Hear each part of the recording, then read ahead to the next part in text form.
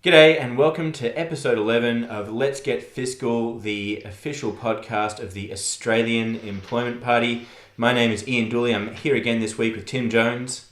Hello, Ian. And as usual, a bit of housekeeping before we get started. You can find out all about the party at australianemploymentparty.org. You can check out the Facebook group to search Australian Employment Party on Facebook. You can also subscribe to this YouTube channel and tweet at Ian Dooley, IAINDOOLEY, and at Fourth Left 2 for Tim. Yep. And also on the hashtag OzMMT, that's OZMMT. And you can, we're taking registrations now. We haven't registered the party yet, but we're on our way there. So go to the website. If you like what you see, you can click to become a member. It's free. And if you have any questions, just DM Tim on Twitter. He'll follow you back. Or you can private message me on Facebook. Yes, well, here we go. Let me see. I think we had a little bit of a talk about this. Where we're going to start, Ian? Well, big news this week. I mean, there's a lot of big news this week, but an overall sentiment that I've been getting is this racial or sort of xenophobic division around Muslims and conflation of that issue with a lot of different sort of xenophobic issues around refugees, asylum seekers, and immigration. Yeah, it's been easy target stuff, hasn't it? Yeah, really, and it's a shocking display. I don't like to use the word un-Australian, but it feels to me like it's a very un-Australian thing to be having these kinds of attitudes. Particularly when we have cycles, I think the Irish were treated really badly, years ago. The Italians, we had Greeks, we had Vietnamese, Chinese. We had all these cycles. What is this? Some sort of public entertainment? Do we really get these negative jollies out of these sort of things? I wonder, don't Australians pride themselves on being adults? Yeah, grown up, egalitarian. Oh, please. Fair go. Please. What happened to it? I don't know. I don't think that panic really suits any of us, and all the hyperbole, this panic-stricken stuff that we want to do. I had people telling me on Twitter today that I really should join their mob and start screaming, maybe burning witches or something. Let's burn witches. Let's burn witches. Oh yeah, I like burning witches. It's great because I've make so many friends burning witches. It's just. No, why would I want to join a panic-stricken crowd? I don't understand. I often say I don't understand. I really don't understand. Yeah, one thing I don't really, genuinely don't understand is where this notion that there's fear or that people are justified in being afraid of terrorism, and that translates into fear of Islam. Yeah. And, all of this associated weird kind of anti-halal and, that halal's like a front for terrorist organizations to... the issues just blend into each other. Yeah. And there's no clarity, So one thing I wanted to try and do was just to kind of unpick it a little bit, to demonstrate, as we've mentioned before, one of the main reasons that I want to do this podcast is so that people can learn to trust the approach that we have to policy development. Absolutely. Just assess where we're coming from, what's our general outlook. We're a nascent party. Yeah. We don't have fully formed... We're doing more on the policy front now in the forums and everything, and everyone should come along to the Facebook group and check that out. Yep. Check out the pinned post. It has heaps of information about what we're doing. But, we won't have really fully formed policies for a long time because it'll take us a while to form a national executive. That's when we're going to decide on how voting happens within the party, all that kind of stuff. So really, this podcast is a way of demonstrating how our policy frameworks, which are written up on the website, can be used as a consistent approach to develop good policy outcomes. So with this whole thing it starts with fear. First of all, I would object to the notion that anyone's genuinely afraid because, I don't know about you, I go out in the street and people are just skateboarding around and drinking coffee and there's homeless people. They should be afraid because they don't have somewhere to sleep. No, that's right. Women and children fleeing to crisis housing and stuff. They should Yeah, be afraid. that's right. One or two women being killed every week in domestic Right. violence, and Indigenous people with children going to commit suicide in these communities with no food and unclean water. They have something to be afraid about, right? So all these people in Australia do have justifiable reasons to be afraid, but not of terrorism. No. And I certainly don't see evidence that there is fear in the streets. Right? No, it's not, and I think people get carried away with what the media, mainstream media sort of thing. Like, what are you supposed to be thinking? Maybe if I don't hate Muslims, then I'm I don't know, betraying my friends or my social group or something like that. I don't understand. Right. So, policy frameworks. What we have the social policy framework and the foreign policy framework. So the social policy framework says that the government should not moralize. It's an ethical authority. And what that means is that, that really, it comes from a position of pragmatism and a position of tolerance, which is the opposite of bigotry. And you can't say, it's a moral panic to say all Muslims are terrorists. Or, even to say that not all Muslims are terrorists, but all terrorists are Muslims, which is completely inaccurate and has no factual basis anyway. But it's a moral panic argument. It's a moral panic argument to say, Muslims are going to come in and take your job, and that they're a threat to you, or that their way of life is unacceptable. That it's unacceptable to have halal. Okay, you can disagree. From a range of standpoints in halal, you can say, okay, animal welfare, I don't agree with the way that they slaughter the animals, and therefore maybe I can campaign against halal. That's not what's happening, though, right? That's not the debate that's being run. No, well, and so it is a form of moralizing. It's a form of moral panic, and it's dogmatic. It's not pragmatic. Well, it's very negative, and I think that what's been missing a lot from our social dialogue, our national dialogue, is a positive future. Why would, nobody likes a whinger, really. Nobody likes somebody who bitches about somebody else at work or really, what's wrong with positivity? I don't understand. Everybody wants a laugh, but do we have to run somebody down to have a laugh? No, we don't. Everyone wants to succeed and have happiness. Yeah. Does someone else have to be miserable in order for you to be successful and happy? No, that's not true. The Australian character was built on sort of a unifying, egalitarian notion where, you take somebody as they present themselves, or how they behave, or how they treat others, and then go from there. It's pretty basic. It's what our national, a lot of our national pride was built on. How we treat others. And I mean, we've steadily been working on that, because obviously, historically that was not inclusive, meaning that it was specifically exclusive of Aboriginal people. It was specifically exclusive of women. We've had problems with Greek and Italian and Chinese immigration causing racial divides as well. And so it's a work in progress, obviously. Well, I mean, Australia, Federation was based on, actually, I think the main reason why Federation really went ahead was because we wanted to exclude the Chinese back at the turn of last century. Right. So there's not a great, proud tradition there, but, I think there's certainly, I think we certainly can recall a better Australia than one we've got. Well, if not in practice, then at least in principle. Yes. Our hearts have always been in the right place, but we have been pretty bad at executing it sometimes. But we're getting better, and but it feels like with this whole Islam thing, the Muslim thing, it's been 2 steps forward and 1 step back, or maybe 1 step forward and 2 steps back. I don't know, depending on how positive you're feeling. But what I'd like to do is just sort of say, okay, what we have here is a whole basket of different issues that are not being debated or not being discussed in valid terms.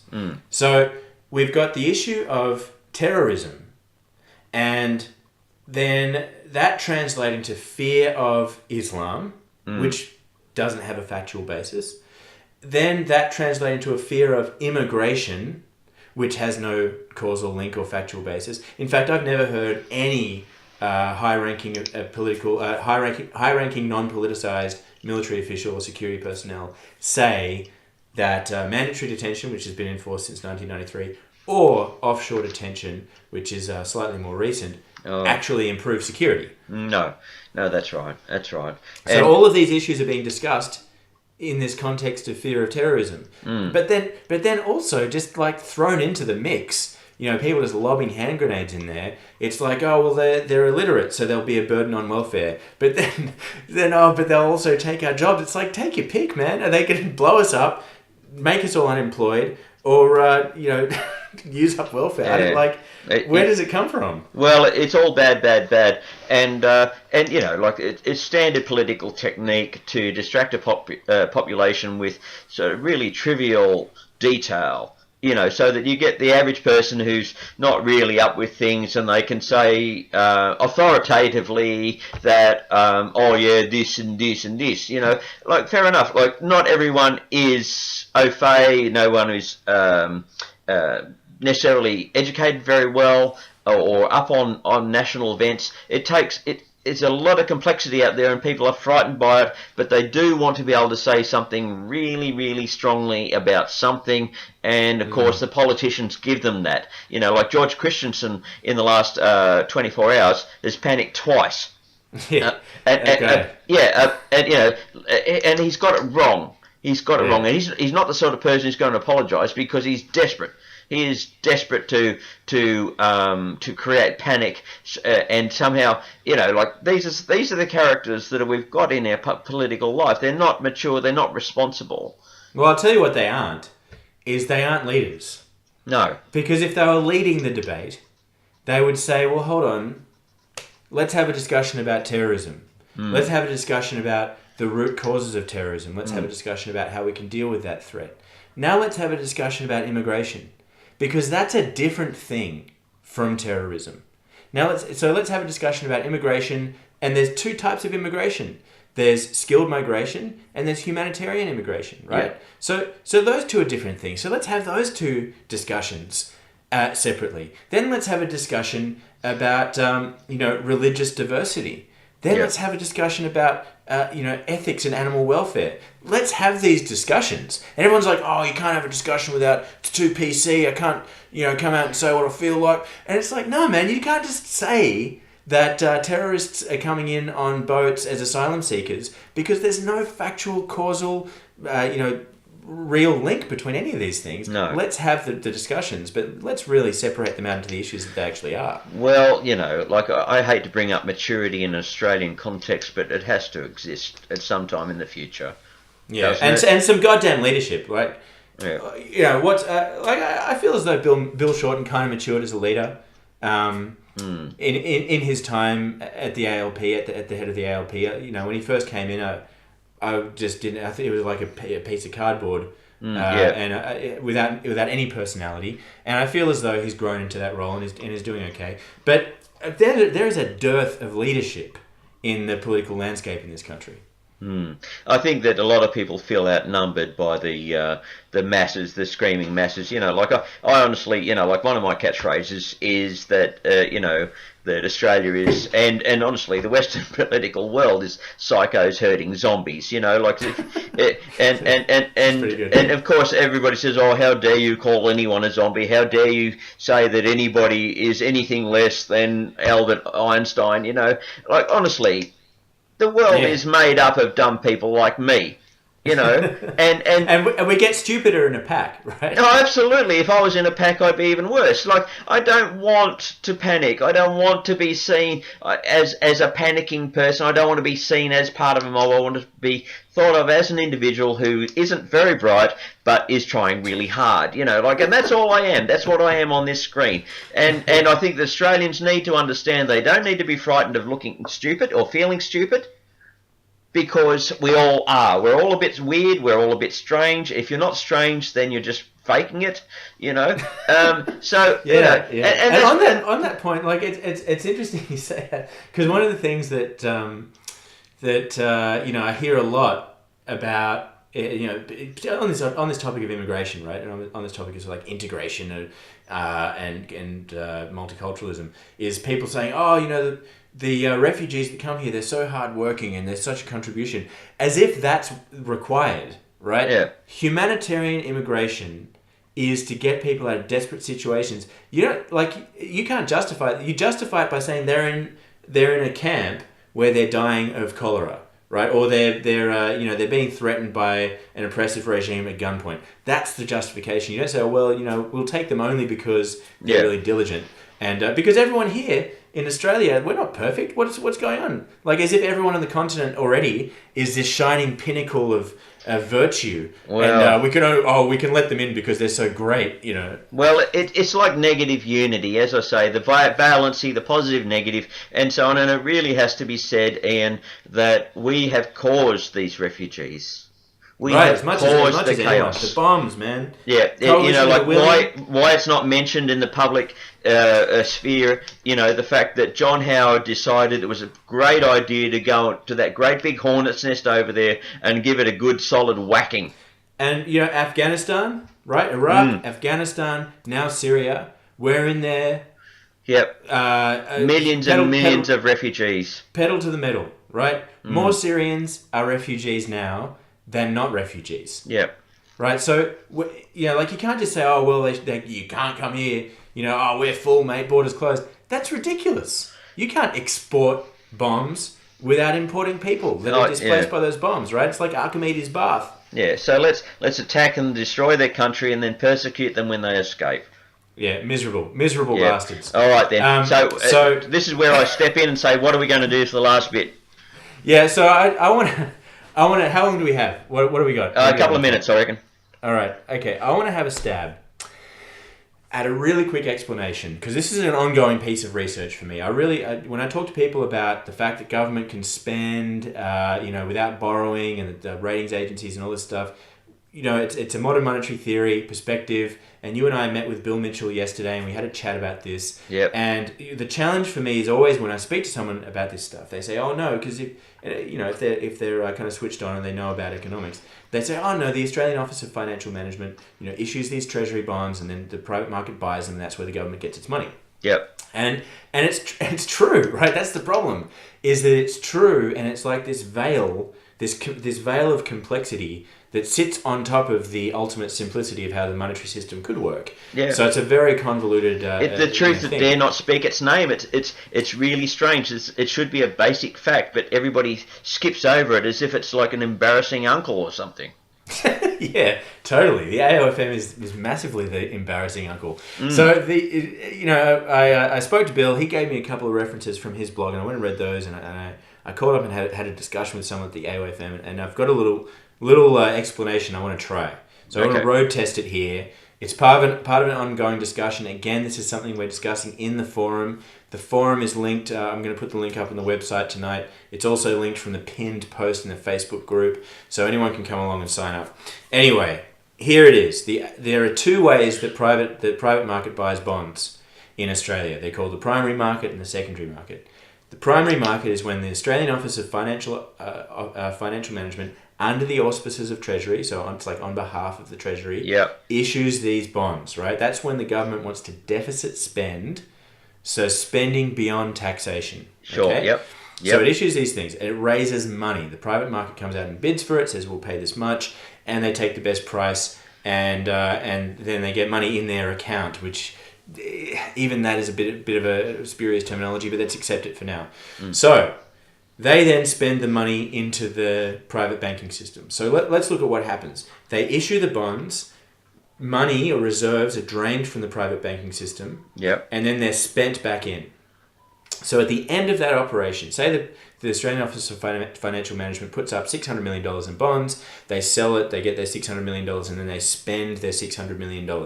The net result of that is that in the private banking system at the start, we had $600 million. At the end of that whole operation, we have $600 million in reserves and $600 million in bonds. So what has happened when the government spent money? Some financial assets have been created in the private system, equal to the amount that the government spent. Okay. Fact one. Now that is completely incontrovertible. That's on the AOFM website, right? Now, what are those bonds? Well, the secondary market is the other way that people can buy and sell bonds, and that's where the RBA does its transactions.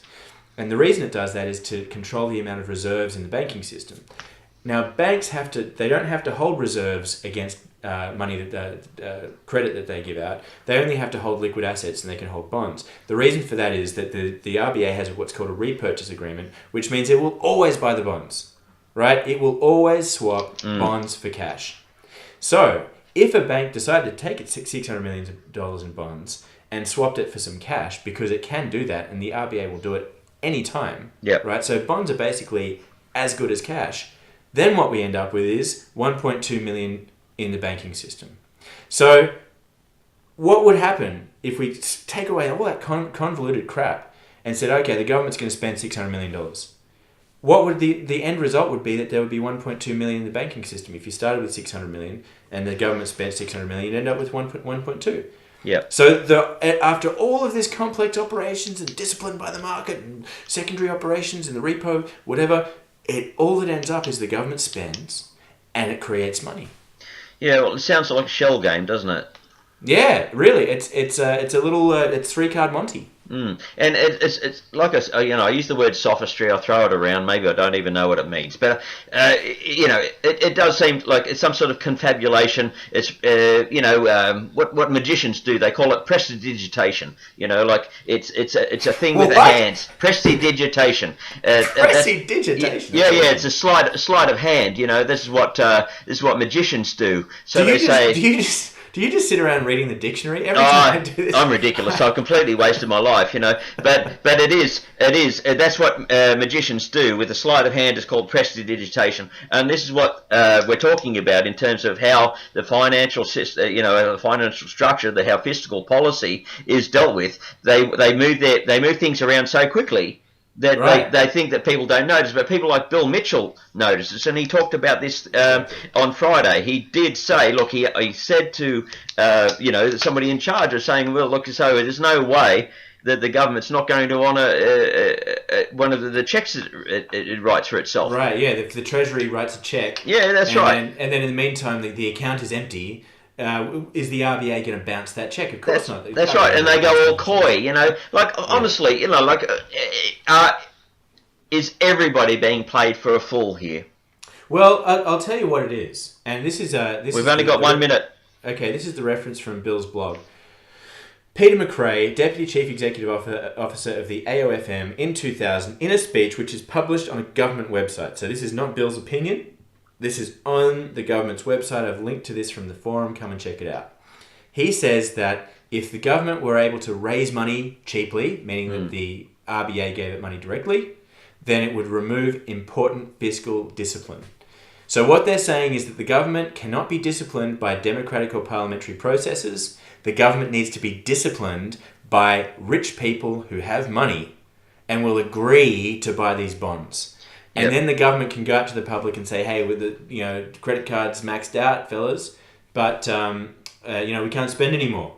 Yeah. So that's the whole point, and it's disgusting. So that's what Bill has said. That the bond market really is just it's just welfare. It's welfare for the rich. It's welfare for the rich, and it's allowing rich folks to come and tell us that we should cut spending on essential services. Rather than the government being allowed to spend to the public purpose. Absolutely, and we're being bled dry by this farrago. It's a parasite. Yeah, absolutely. Look, we've got to go. We've got to wrap it up. Okay, well that's it. That's an ongoing discussion. AOFM and bonds. Everyone get down to the forum. It's in the pinned post in the Facebook group. Come and sign up on the website. If you got any questions, DM Tim, PM me on Facebook. We want to get people involved, and that's what we're all about at the moment. Yeah, that's right. We just want to make sense of things, that's all. All right, thanks, Tim. I'll see you next week. All the best. Terrific. Bye-bye. Bye.